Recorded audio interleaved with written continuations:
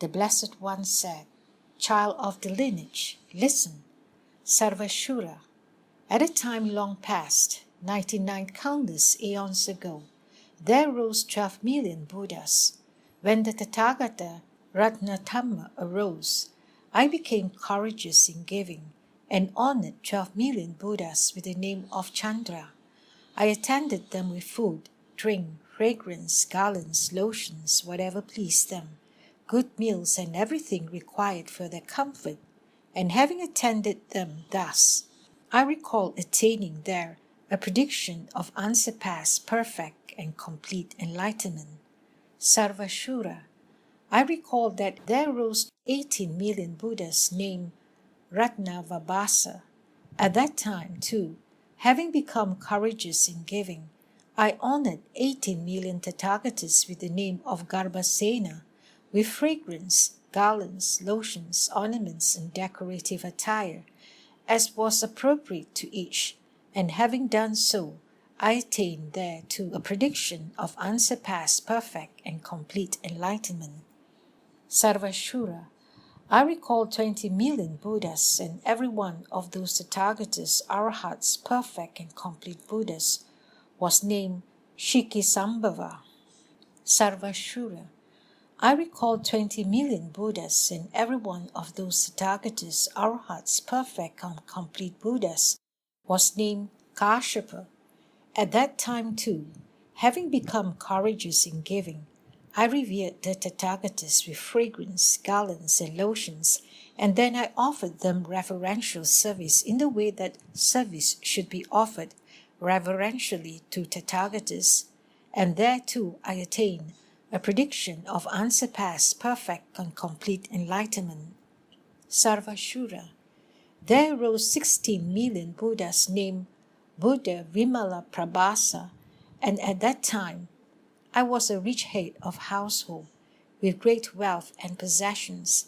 Having renounced all possessions, I offered those 16 million Buddhas reverential service with offerings of sitting cloths, garments, fragrance, garlands, lotions, and blankets, just as reverential service should be offered to Tathagatas. And at that very time, I attained the prediction of unsurpassed, perfect, and complete enlightenment. This too I remember, but the prediction's exact time had not yet arrived. Sarvashura, listen, 95 million Buddhas arose in the world, and each and every one of those Tathagatas, Arhats, perfect and complete Buddhas, was named Shakyamuni. I, at that time, had become a righteous Dharma king, and honored those 95 million Tathagatas named Shakyamuni, with fragrance, garlands, lotions, sitting cloths, garments, incense, banners, and pendants, and at that very time I attained a prediction of unsurpassed, perfect, and complete enlightenment. This I remember. Sarvashura, there rose in the world 90 million Tathagatas, Arhats, perfect and complete Buddhas named Krakasunda, and at that time I was a rich young Brahmin with much wealth and possessions. Having renounced all possessions, I honored all those Tathagatas with fragrance, garlands, lotions, sitting cloths, and garments, and having offered service to those Tathagatas as was appropriate to each individually, at that very time I attained a prediction of unsurpassed, perfect, and complete enlightenment. This too I remember, but I had not arrived at the prediction's exact time. Sarvashura, there rose in the world 18 million Buddhas, and as for all of them, every one of those Tathagatas, Arhats, perfect and complete Buddhas, was named Kanakamuni. At that time, having become courageous in giving, I honored all those Tathagatas, Arhats, perfect and complete Buddhas, with fragrance, garlands, lotions, sitting cloths, clothing, and ornaments. I offered them service in the way that service should be offered to Tathagatas. And at that very time, I also remember attaining a prediction of unsurpassed, perfect, and complete enlightenment, but I had not arrived at the prediction's exact time. Sarvashura. There rose in the world 13 million Buddhas, and as for all of them, every one of those Tathagatas, Arhats, perfect and complete Buddhas, was named Avabhasa Shri. I honored those Tathagatas, Arhats, perfect and complete Buddhas, with sitting cloths, garments, fragrance, garlands, lotions, blankets, and ornaments. I offered them reverential service in a way that reverential service should be offered to Tathagatas. Those Tathagatas also explained various approaches to the Dharma to ascertain its meanings and the discipline, and then at that very time I attained a prediction of unsurpassed perfect and complete enlightenment. This too I remember, but the prediction's time had not yet arrived then either. Sarvashura. There rose in the world 25 million Tathagatas, Arhats, perfect and complete Buddhas named Pusha. At that time, I was a renunciate and honored those Tathagatas. As Ananda offers me service now, likewise I offered service to those Tathagatas, and there I attained a prediction of unsurpassed perfect and complete enlightenment. This I remember, but the prediction's time had not yet arrived then either. Sarvashura. There rose in the world 12 million Tathagatas, Arhats, perfect and complete Buddhas named Vipashin. I honored those Tathagatas with sitting cloths, garments, fragrance, garlands, and lotions. I offered them service in the way that service should be offered to Tathagatas. At that time, at that moment, having become a renunciate, right there I also remember attaining a prediction of unsurpassed perfect and complete enlightenment. Soon thereafter, the last Vipashin to rise explained the Saṅghāṭa Dharmaparyāya, and I knew that, and then at that time, a rain of the 7 precious substances showered down upon the planet Earth, and then there was no more poverty among the sentient beings on earth. At that very time, I attained a prediction of unsurpassed perfect and complete enlightenment. After that, for a long period of time, I was not predicted. He said, "What was that time? What was the measure?" The Blessed One said, "Sarvashura, listen. A countless aeons after that, the Tathagata Arhat, perfect and complete Buddha, Dipankara, arose in the world. At that time, at that moment, I was a Brahmin youth named Megha. At the time when Tathagata Dipankara arose in the world, I was practicing celibacy in the form of a Brahmin youth. Then, when I had seen Tathagata Dipankara, I scattered 7 Utpala flowers and dedicated to unsurpassed perfect and complete enlightenment. And that Tathagata predicted to me, Brahmin youth, in the future, in a countless aeon, you will become a Tathagata Arhat, perfect and complete Buddha in the world, named Shakyamuni. After that, Sarvashura, I sat in the space above at the height of 12 palma trees, and I attained the state of forbearance with regard to unproduced phenomena. Just as if it were yesterday or today, I remember directly all those roots of virtue from when I practiced celibacy for countless aeons and was endowed with the perfections. Furthermore, Sarvashura, I established countless hundreds of thousands of myriad millions of sentient beings individually in virtuous Dharma. Therefore, Sarvashura, now having been manifestly, completely enlightened into unsurpassed perfect and complete enlightenment, what need is there to mention that I wish to benefit all sentient beings? Sarvashura, I teach the Dharma in many ways to sentient beings. Whatever the form by which they are to be subdued, I teach the Dharma in that form. In the world of the Devas, I teach the Dharma in the form of a Deva. In the land of the Nagas, I teach the Dharma in the form of a Naga. In the land of the Yakshas, I teach the Dharma in the form of a Yaksha. In the land of the Pretas, I teach the Dharma in the form of a Preta. In the world of humans, I teach the Dharma in the form of a human. To those sentient beings who are to be subdued by a Buddha, I teach the Dharma in the form of a Buddha. To those sentient beings who are to be subdued by a Bodhisattva, I teach the Dharma in the form of a Bodhisattva. By whatever form it is that sentient beings are to be subdued, I teach the Dharma in that very form. Thus, Sarvashura, I teach the Dharma to sentient beings in many ways. If one should wonder why that is, Sarvashura, it is because just as sentient beings hear the Dharma in many ways, so too those sincere sentient beings will make roots of virtue in many ways. They will engage in acts of generosity. They will make merit. They will also go without sleep for their own sake. They will meditate on the mindfulness of death too. They will do such virtuous actions as these that are to be done.